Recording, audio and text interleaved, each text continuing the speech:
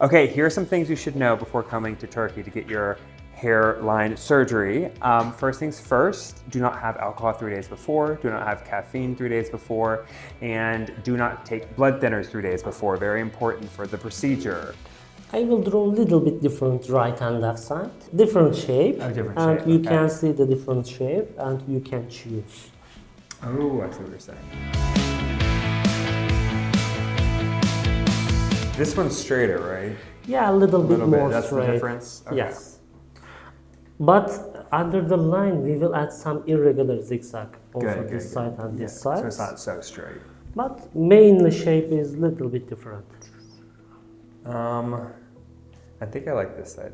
Left side? Left side, yeah. Okay.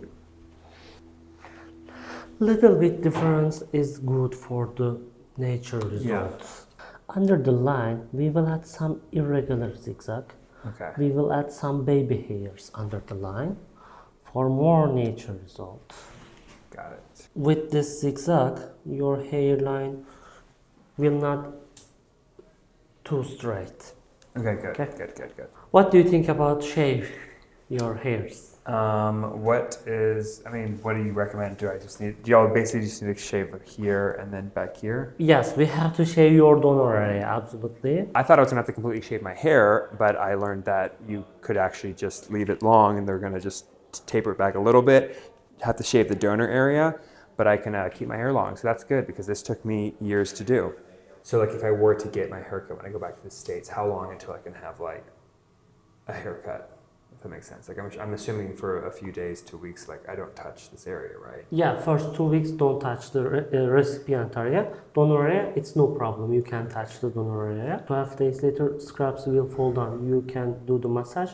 After 12 days, you can touch also the implant layers. Okay, so after the scabs come off is when you can like touch your... Yes, you can touch. And you can use the bucket hat, loose hat, after scraps fall down.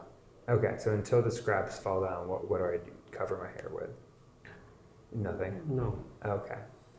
Okay, good. Maybe you can use also this loose hat, for example, for 5 days later, but the loose hat shouldn't touch the recipient area.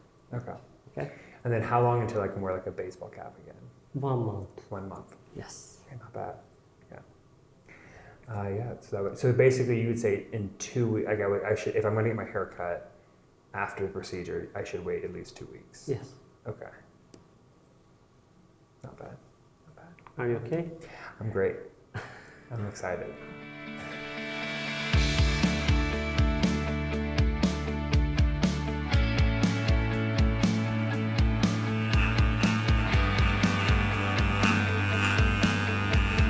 All right, now it is time to get the procedure. So I'm about to get in that chair and I will see you on the other side in a year to see what my hair looks like.